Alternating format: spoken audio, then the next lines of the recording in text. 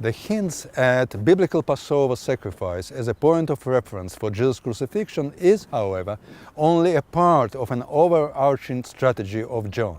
We remember that in the synoptic narrative, the Last Supper was emphatically described as the Passover festive meal, taking place after the Passover lambs have already been sacrificed in the temple. Jesus' arrest would therefore happen the following night and crucifixion next day, thus disconnected from the temple offerings accomplished earlier. In John, however, the whole timetable is different. We read in John 18, verses 28-29.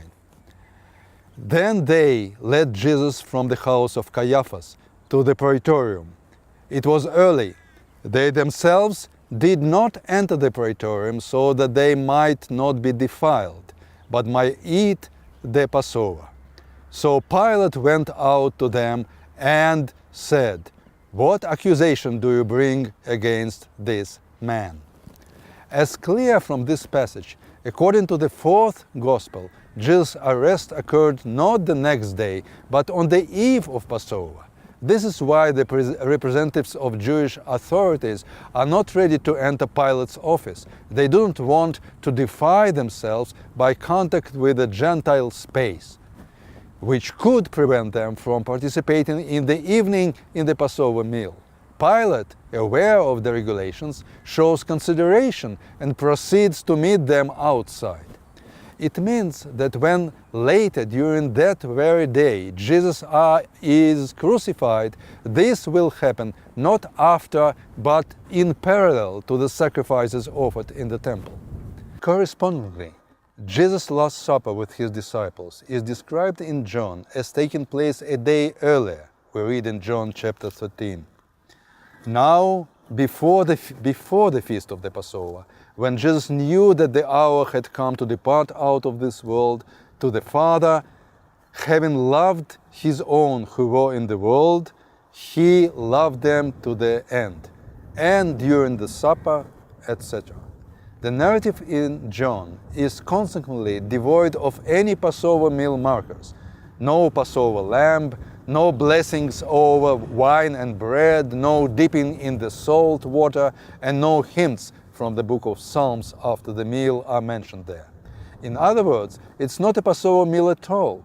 The Gospel takes no interest in the meal itself, and instead of the synoptic description of the Last Supper, John reports in chapters from 13 to 17 Jesus' long farewell address to his disciples.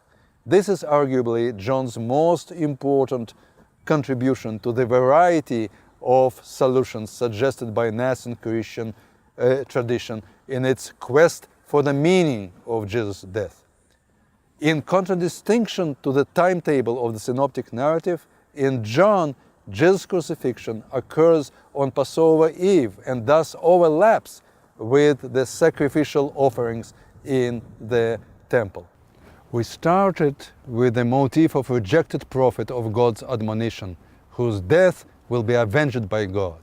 We then followed the complementing pattern of Jesus as a martyr, whose death atones for the sins of the people. None of it spoke about competition with the temple worship. Now in John, we are dealing with a narrative that encourages us to see Jesus as the ultimate atoning sacrifice, seemingly overshadowing or even making obsolete the sacrifices offered in the Jerusalem sanctuary. Later developments of this sacrifice imagery-centered line of thought would eventually become central in Christian outlook. It seems that John was not the only one among early Jesus followers who subscribed to it. The sacrificial language was definitely very influential both in Jewish culture and outside of it. Remembering that remnants of offerings were supposed to be consumed, one may discern in the presentation of Jesus as sacrifice the roots of some later Eucharistic ideas. However, these developments lay beyond the realm of earliest Christian sources we are discussing in this course.